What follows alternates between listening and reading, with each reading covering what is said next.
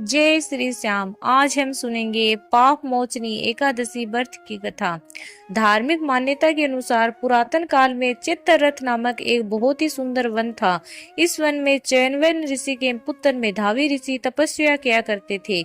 इसी वन में देवराज इंद्र गंधर्व कन्याओं, अप्सराओं और देवताओं के साथ विचरण करते थे।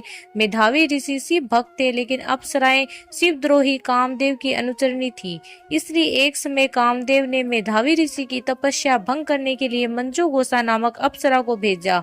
उसने अपने नृत्य, गायन और सौंदर्य से मेधावी मुनि का ध्यान भंग कर दिया और मुनि मेधावी मंजू गोसा अप्सरा पर मोहित हो गए।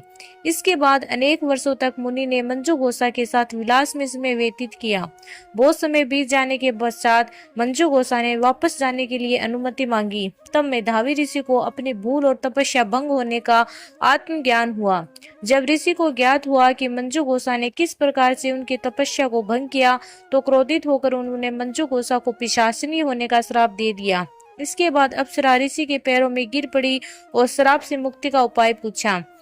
मंजू गोसा के बार बार विनती करने पर मेधावी ऋषि ने उसे श्राप से मुक्ति पाने के लिए बताया कि पाप मोचनी एकादशी का व्रत करने से तुम्हारे समस्त पापों का नाश हो जाएगा और तुम पुनः अपने पूरे रूप को प्राप्त करोगी। अप्सरा को मुक्ति का मार्ग बताकर मेधावी ऋषि अपने पिता महर्षि च्यवनवन के पास पहुंचे। श्राप की बात सुनकर च्यवनवन ऋषि ने कहा कि हे पुत्र, ये तुमने अच्छा नहीं किया। ऐसा कर तुमने भी पाप कमाया है, इसलिए तुम भी पाप मोचनी एकादशी का व्रत करो। इस प्रकार पाप मोचनी एकादशी का व्रत करके अप्सरा मंजू गोसा को श्राप से मुक्ति मिल गई और मेधावी ऋषि के सभी पापों से मुक्ति मिल गई। बोलो भगवान हरि विष्णु की जय हो।